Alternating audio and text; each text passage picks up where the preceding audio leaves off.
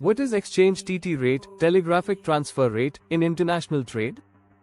RBI publishes a reference exchange rate once daily on working days for key currencies like USD, EUR, GBP, and JPY, which is referred TT rate on this TT rate basis. Each authorized dealer, AD, bank in India, like SBI, HDFC, ICICI, Axis, etc., quotes its own exchange rates TT buying rate, applied when the bank receives foreign currency from abroad, inward remittance, the bank buys foreign currency from the customer.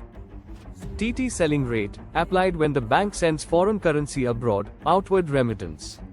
The bank sells foreign currency to the customer. Practical example, let's say the bank quotes for USD as TT buying rate equals 82 rupees and 20 paise per USD and TT selling rate equals 82 rupees and 80 paise per USD. Then if you're an exporter receiving $1,000 right pointing arrow, you will get 82,200 rupees based on TT buying rate. If you're an importer sending $1,000 right pointing arrow, you will pay 82,800 rupees based on TT selling rate.